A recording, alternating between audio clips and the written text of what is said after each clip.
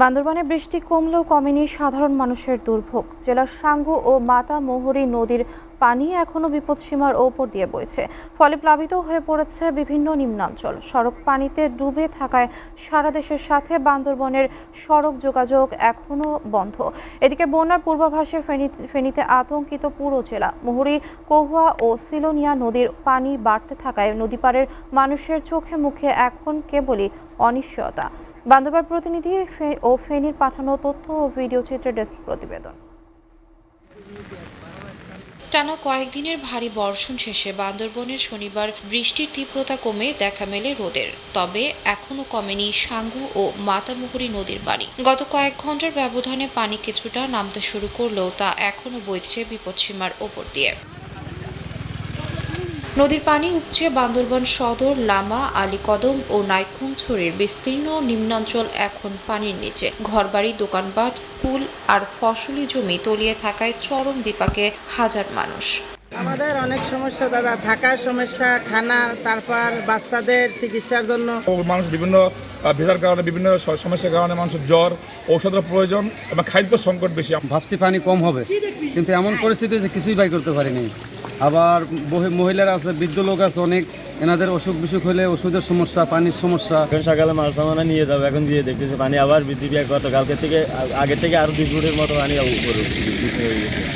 এদিকে প্রধান সড়কগুলো পানিতে ডুবে থাকায় বান্দরবনের সাথে ঢাকা, চট্টগ্রাম, রাঙ্গামাটি ও কক্সবাজারের যোগাযোগ পুরোপুরি বিচ্ছিন্ন। উপজেলার অভ্যন্তরীণ সড়কেও গাড়ি চলাচল বন্ধ থাকায় দুর্ভোগে বেড়েছে কয়েক গুণ।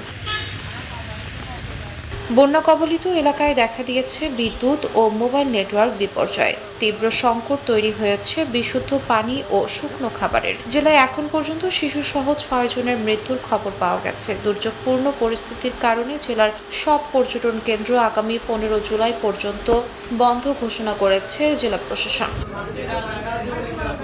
এদিকে ফেনী নদীগুলো উপচে আকস্মিক বন্যার আশঙ্কা করা হচ্ছে। সবচেয়ে বেশি দুশ্চিন্তায় আছেন পরশুরাম, ফুলগাজী, ছাগলনাইয়া ও সোনাগাজীর বাসিন্দারা।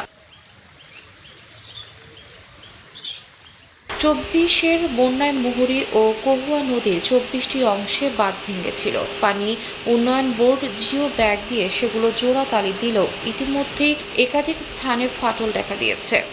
বিপদ সময়ের উপর দিয়ে পানি কিন্তু এখনো চলতেছে, কিন্তু মানুষ যে কোনো মুহূর্তে বিপদমুখী হইতে পারে। মাছ, খেত, ধান ইত্যাদি ইত্যাদি বাজার ব্যবসা অনেক। 24-এর বন্যা তো ভয়াবহ আমাদের রূপ ধারণ করছে। আমাদের যদি গাছগাছরা না থাকতো, আমাদের এলাকার অনেক মানুষ ক্ষয়ক্ষতি হতো।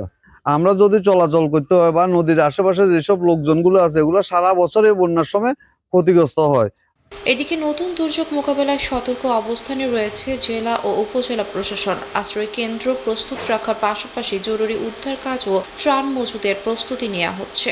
প্রথমে আশ্রয়কেন্দ্রগুলো রেডি করেছি। আমাদের প্রত্যেক উপজেলায় প্রায় 80টি, আমাদের টোটাল জেলাতে 80টি স্থায়ী আশ্রয়কেন্দ্র রয়েছে এবং পাশাপাশি 144টি আমরা অস্থায়ী আশ্রয়কেন্দ্র খুলেছি এবং সেগুলো আশ্রয়কেন্দ্রগুলো আমাদের তালিকা সহকারে আমাদের তালিকা করা হয়েছে।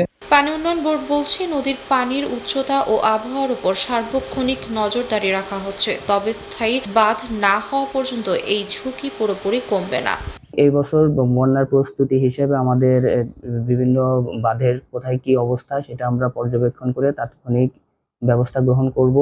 এছাড়া আমাদের স্টকে জিও ব্যাগ মজুদ এবং সিনথেটিক ব্যাগ মজুদ থাকবে, যাতে তাৎক্ষণিক কোথাও কোনো পরিস্থিতির সৃষ্টি হলে সেটা যেন তাৎক্ষণিক আমরা কাজ করতে পারি। 24-এর ভয়াবহ বন্যায় 29 জনের প্রাণহানি আর প্রিয়জন হারানোর বেদনা এখনো তাড়া করে ফেনীর লাখো মানুষকে। SATV news desk.